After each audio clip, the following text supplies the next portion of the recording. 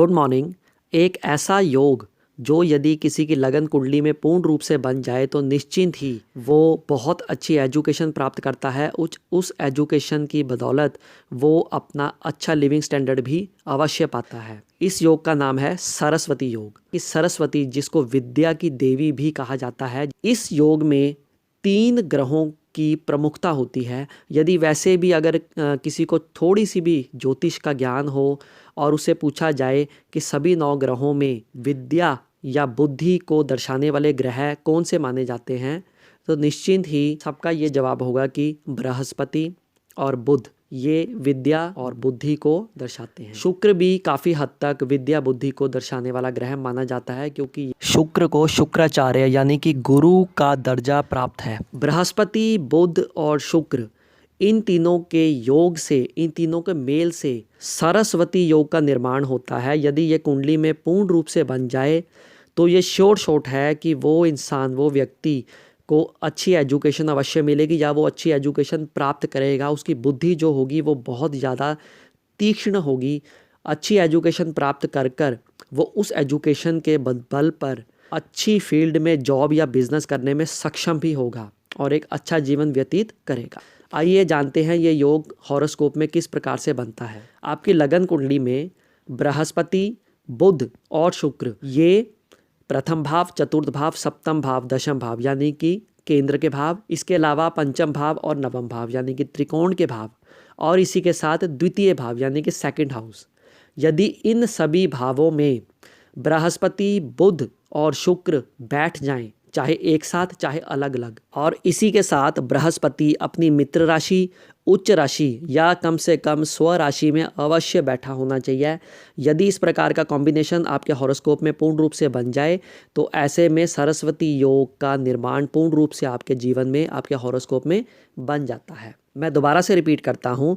बृहस्पति, बुध और शुक्र लगन कुंडली के प्रथम भाव, द्वितीय भाव, चतुर्थ भाव, पंचम भाव, सप्तम भाव, नवम भाव, दशम भाव में किसी भी प्रकार से बैठे हों, एक साथ बैठे हों, अकेले बैठे हों, और साथ में बृहस्पति स्ट्रांग हो यानी कि बृहस्पति मित्र क्षेत्री हों, स्वराशि के हों या उच्च राशि के हों, इस अवस्था में आपके हॉरोस्कोप में सरस्वती योग का निर्माण पूर्ण रूप से हो जाता है। यदि यह योग किसी के हॉरोस्कोप में अवेलेबल हो तो निश्चिंत ही वो बहुत अच्छी एजुकेशन अपनी बुद्धि, अपनी मेंटल एबिलिटी के बदौलत हासिल करता है। क्योंकि अच्छी एजुकेशन हासिल की होती है उसने, इसलिए वो उस एजुकेशन के दम पर अच्छी जगह पे बिजनेस या जॉब भी करता है और इसी प्रकार उसका लिविंग स्टैंडर्ड भी बहुत अच्छा माना जाता है।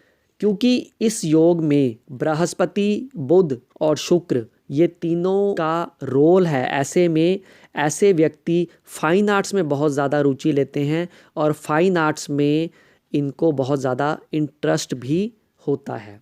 कुछ कंडीशंस में सरस्वती योग आपका बहुत अच्छा रिजल्ट नहीं देता। वो तब होगा यदि यह योग बन रहा हो लेकिन बृहस्पति, बुध और शुक्र ये या तो शत्रु राशि में हो या फिर अति शत्रु राशि में हो या फिर सूर्य के साथ अस्त हो जाएं या राहु केतु के एक्सिस में हो। यदि इस तरह की चीज़ें हैं तो ये योग आपके हॉरोस्कोप में बनने के बाद पूर्ण रूप से अपना लाभ नहीं दे सकेगा। ये डिपेंड करेगा, ये हॉरोस्कोप चेक करके पता लगेगा कि वो कितने % रिजल्ट देने में सक्षम है।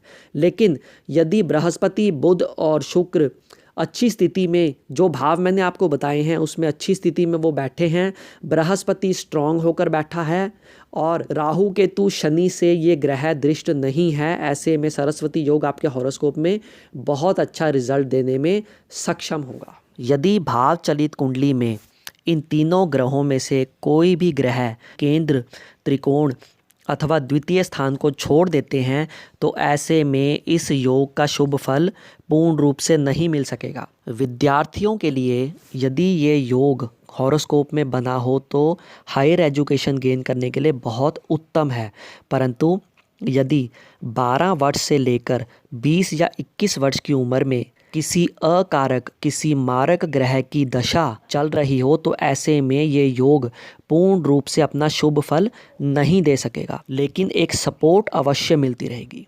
यदि जानकारी ज्ञानवर्धक लगी हो तो लाइक ज़रूर कीजिएगा। ज्योतिष से संबंधित विभिन्न प्रकार का ज्ञान अर्जित करने के लिए आप इस चैनल को सब्सक्राइब भी कर सकते हैं। धन्यवाद।